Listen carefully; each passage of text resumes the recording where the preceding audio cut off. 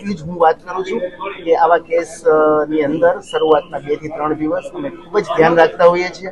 Blood પ્રેશરથી માંડી અને બાકીની ઘણી બધી વસ્તુઓ અમે મોનિટર કરતા હોઈએ છીએ અને શરૂઆતના 2 થી 3 દિવસ જો વ્યવસ્થિત નીકળી જાય તો પછી ઘણું જ સારું, એટલે કે ફરીથી એક નોર્મલ માણસ જેવું આપણે જીવન વ્યતીત કરતા હોઈએ છીએ.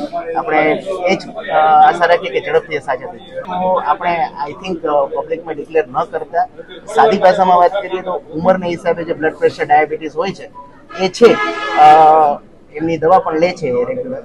હું હમણાં મળીને જ આવ્યો. રાઘવજીભાઈની તબિયત ખૂબ સારી છે, ખૂબ સ્વસ્થ છે.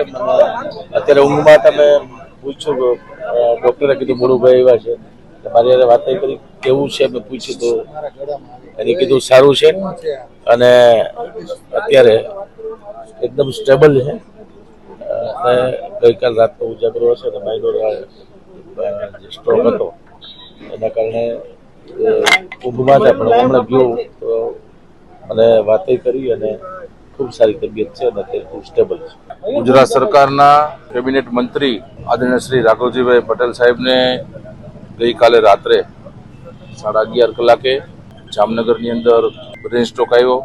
તેમની પ્રાથમિક સારવાર લેવામાં આવી અને મોડી રાત્રે અહીંયા સિનર્જી હોસ્પિટલમાં એમને એડમિટ કરવામાં આવ્યા છે.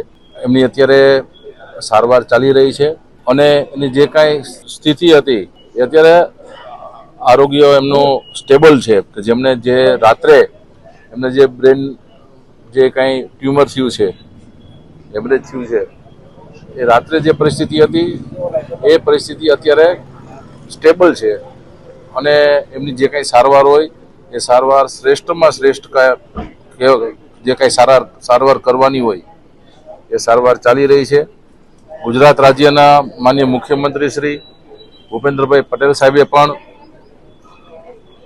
અહીંયા સતત સંપર્કમાં છે. ડૉક્ટરો સાથે વાત થઈ છે અને હમણાં જ ગુજરાત પ્રદેશ ભારતીય જનતા પાર્ટીના અધ્યક્ષ આદરણીય શ્રી આર પાટીલ સાહેબે પણ ડૉક્ટર સાથે વાત કરી અને અત્યારની જે કંઈ એમની પરિસ્થિતિ છે એ જાણી છે.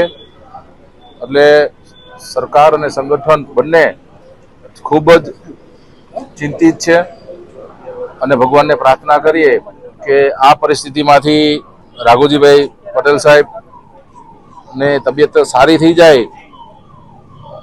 કારણ કે રાઘવજીભાઈ ખૂબ જ એક્ટિવ અને ખૂબ જ સક્રિય હોય છે હંમેશા, અને એવા સમયે એમને જે કંઈ બ્રેન સ્ટ્રોક આવ્યો છે એ ખૂબ દુઃખની વાત છે.